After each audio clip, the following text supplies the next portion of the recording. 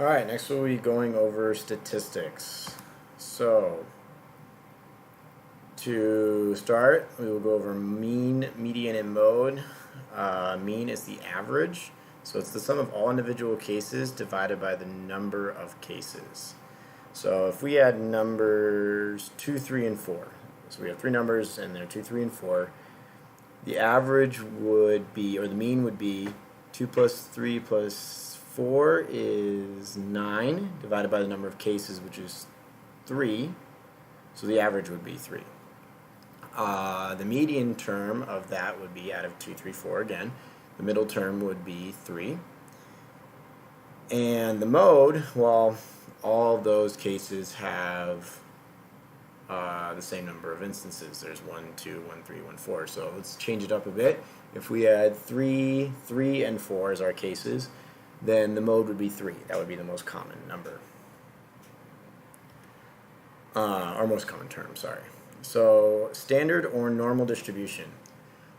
There is a lot more complex definitions of this, but we're going to put it in layman's terms. It is the equal and symmetrical distribution where 68% of cases will fall within one standard deviation of the mean.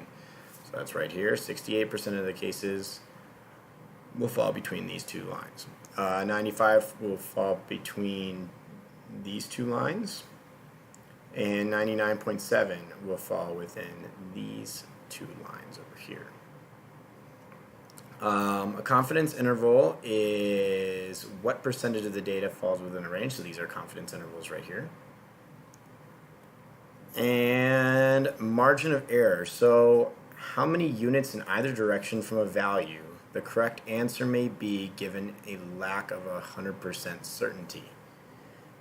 So to give an example, if 20% of people do X, Y, Z activity with a margin of error of 5%, that would mean that the actual answer falls between 15 and 25%. And there's no weight there. It's not like it's more likely to be 20 than 21 or any of those. There's an equal chance that it would be 15 through 25, and all of those are correct answers and of equal chance. It just happens to be that 20% is in the middle of those two numbers. Next, we're doing absolute error, relative error, and percent error. Absolute error is the predicted value minus the actual value. So what you think it's going to be minus what you actually can measure. Relative error then is the absolute error divided by the actual value. And the percentage error is relative error times 100. Standard deviation and variance. So I'll define the variables here, but really what we want to emphasize is the difference between a population and a sample, right? This is the whole population, this is a sampling of them. But otherwise, the formulas are almost the same, except we are doing n minus 1 in the denominator here versus n. Both of those are going to be the number of options, or the number of people in the case study, whatever it is. So this is the number of data points. Here they call it the size of population, but they really represent the same thing. Also, variance in either case is just the standard deviation squared. A z-score is a data value minus the mean over the standard deviation. And what the z-score tells you is how many standard deviations you are away from the mean, positive or negative. So if we go back up to our normal distribution up here, these right here, this -3, -2, -1, 0, 1, 2, 3, these are all z-scores. So they tell you how many standard deviations away you are from the mean and in what direction.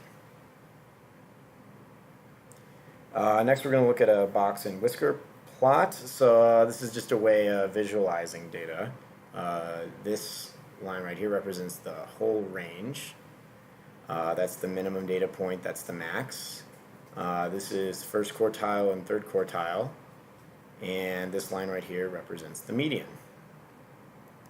The interquartile range then is Q3 minus Q1, which is, what this is representing right here.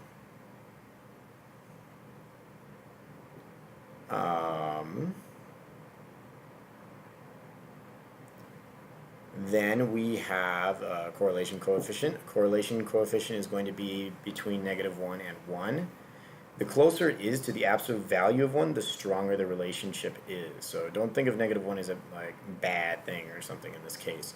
-1 is a perfectly negative relationship, and 1 is perfectly positive. So those are both strong relationships. The closer you get to 1, whether it's negative or positive, that's a strong relationship.